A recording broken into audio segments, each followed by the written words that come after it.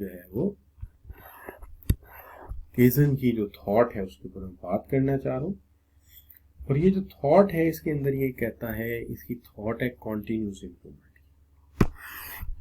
पहली बात ये कहता है कि good processes create good result. अगर अमल अच्छा होगा तो आउटपुट भी अच्छी होगी। वो कहते हैं ना, if your thought is good your outcome is good. It matters that how your system design.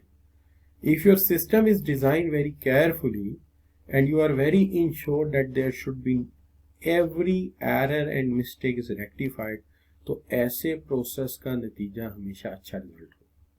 तो इसका मतलब ये है कि अगर हम अच्छी क्वालिटी चाहते हैं तो हमें प्रोसेस अच्छा डिजाइन करना है। तो बात ये होगी कि गलती करने से पहले केयर कर ली जाएगा, गलती हो ही ना, एरर हो ही ना।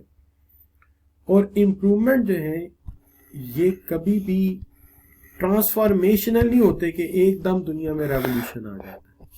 इसका कहना है इम्प्रूवमेंट स्टेप बाय स्टेप होता है। इम्प्रूवमेंट का अमल इंक्रीमेंटल होता है, ये कभी भी ट्रांसफॉर्मेशन नहीं होता, आहिस्ता आहिस्ता, यानी यकलख्त नहीं हो जाता, ये स्टेप्स हैं, आहिस्ता आहिस्ता होते हैं।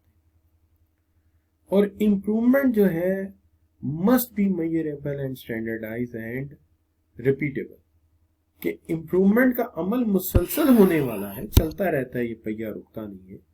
और ये स्टैंडर्डाइज्ड होता है, इसके लिए कोई ना कोई बेंच मार्क, कोई ना कोई मेयार जरूर होता है। और इस सारे अमल में हमें एम्पावर करना चाहिए एम्प्लॉयज को, ताकि वो हमारी मदद कर सके इसके अंदर और आइडेंटिफाई कर सकें कि वो हमारे कहाँ सपोर्ट कर सकते हैं, कहाँ वो इम्प्रूवमेंट चाहते हैं। तो जिनका कॉन्टिन्यूस इम्प्रूवमेंट का कॉन्सेप्ट है वो सबसे पहला तो ये है कि involve all level of employees, यानी कोई एक लेवल का काम नहीं, सारे लेवल के एम्प्लॉयज शामिल होने चाहिए इसके अंदर। दूसरी बात है, हमें हर एक को इंकरेज करना चाहिए, मोटिवेट करना चाहिए, सपोर्ट करना चाहिए कि वो अपनी सजेशंस हमारे पास लेके आए और रेगुलर बेसिस पे लेके आए। अब इसमें बड़ी इंटरेस्टिंग बात यह है कि इनकी सजेशंस को आप अप्रिशिएट भी करें और इसकी कोई लिमिट ना रखें कि एक बंदा एक ही लाएगा। एक बंदा 15 सजेशन ले आए, 20 ले आए, उसकी सारी सजेशन सुनेंगे और उसको हम जो है वो इम्प्लीमेंट करने की कोशिश करेंगे। और तमाम एरिया से, चाहे वो प्रोडक्शन है, चाहे वो मार्केटिंग है, हर एक को कहनी नहीं तजावीज़ लेके आए, आपके पास क्या तजावीज़ है हमारे लिए। और वो कहता है कि इन्वॉल्व करें setting standards and continually improving दो स्टैंडर्ड। आपके स्टैंडर्ड्स को पहले बनाएं और फिर उस स्टैंडर्ड को कॉन्टिन्यूसली बढ़ाते जाएं, यानी हर अगली दफ़ा स्टैंडर्ड पहले से ऊपर ले जाएं। और ट्रेनिंग दें, training and resources should be provided. Employees को रिसोर्सेज भी देने चाहिए, टूल्स एंड इक्विपमेंट जो वो चाहते हैं और उनको चलाने के लिए ट्रेनिंग चाहिए वो भी देनी चाहिए, ताकि वो फिर इन स्टैंडर्ड को मीट कर सकें। तो स्टैंडर्ड बढ़ाते हैं, साथ वसाइल भी लगाएं ना, ट्रेनिंग भी दें और उसके साथ साथ रिसोर्सेज भी प्रोवाइड करें। अब ये जो सजेशन वाली बात है शायद आपको इतनी डाइजेस्टेबल ना हो आपके लिए, लेकिन इसके लिए मैं आपको एक एग्जांपल दे देता हूँ कि एक तो मेरे पास कैनन की एग्जांपल है। मैंने कैमरा इसलिए लगाया कि आपका इंटरेस्ट भी पैदा हो ना, पता चले मैं बात क्या कर रहा हूँ।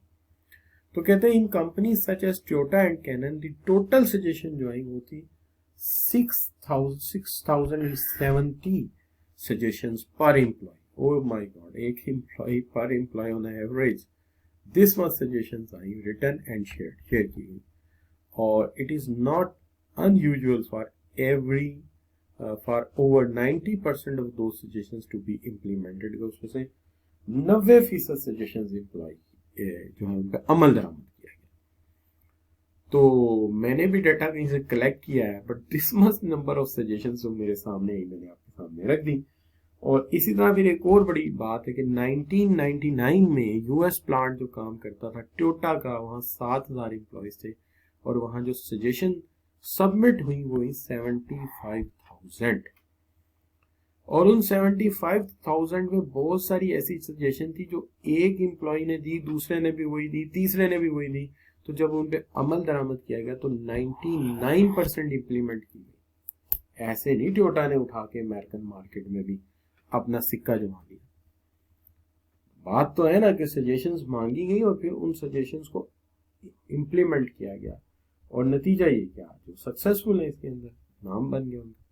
तो यहाँ से आप अंदाजा लगाते हैं कि वो कॉन्टिन्यूस इम्प्रूवमेंट का कितना कायल है और कितनी अहमियत देता है वो अपने लोअर स्टाफ की सजेशन और उनकी तजावीज को, और उसकी मदद से वो क्वालिटी को कहाँ ले गए।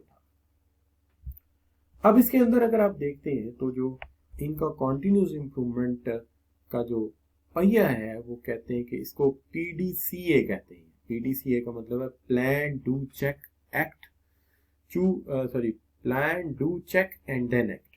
तो इसका मतलब ये है, प्लान का मतलब ये है कि प्लान द एक्टिविटीज को प्लान करो, डू का मतलब ये है इम्प्लीमेंट करो फिर प्लान को, और चेक का मतलब फिर अपने रिजल्ट को चेक करो अपने स्टैंडर्ड्स के साथ, और फिर एक्ट करो, इम्प्रूव द प्रोसेस और प्रोसेस को इम्प्रूव करो। लिहाजा वो ये स्लाइड मैंने ऑनलाइन हासिल कर ली कि प्लान डू चेक एक्ट। तो प्लान का मतलब है establish all necessary objective and process to deliver result in accordance with expected outcome. Expected outcome के मुताबिक नतीजा है। तो प्रोसेस को अंदर देखो कि तुम्हारा प्रोसेस हर सूरत डिलीवर करे वो नताइज जो एक्सपेक्टेड आउटकम में कस्टमर को मिलने चाहिए। दूसरी बात यह है कि इम्प्लीमेंट द न्यू प्रोसेस, नए प्रोसेस को इम्प्लीमेंट करो if possible on a small scale. अगर मुमकिन है तो पहले एक यूनिट पे अप्लाई करो, अगर वो सही लगे तो पूरी ऑर्गेनाइजेशन पे अप्लाई कर दो। measure the result of new process and hold them against the expected result। जो भी नया प्रोसेस उसके नताइज को एक्सपेक्टेड रिजल्ट के साथ मुआवजा करो। Order to determine the difference, और फिर उसके अंदर फर्क देखो। Analyse the difference and generate, act का मतलब analyse the difference, generate checking stage to determine their cause, decide where to apply the changes for further improvement, कि कहाँ पे हम मजीद इम्प्रूवमेंट की गुंजाइश है। इस तरह पहले आपने क्या किया कि जो रिजल्ट्स आए उसे एक्सपेक्टेड आउटकम से उसका मुआवजा किया, फिर आपने देखा कि जहां पॉसिबल हो सका वहां आपने इम्प्रूव किया, और इम्प्रूवमेंट बेशक आप ओवरऑल ना करें, पहले छोटे स्केल पे करके देखें, अगर होती है तो फिर आप पूरी ऑर्गेनाइजेशन में अप्लाई कर दें, और फिर जो नया प्रोसेस है उसे चेक करें अगेंस्ट द एक्सपेक्टेड रिजल्ट, और फिर एक्ट करें कि जहां जहां पर इम्प्रूवमेंट की जरूरत है वहां फर्दर इम्प्रूवमेंट कैसे हो सकती है। तो ये है जो आपके दो एस्पेक्ट कवर हो गए, एक क्वालिटी सर्कल,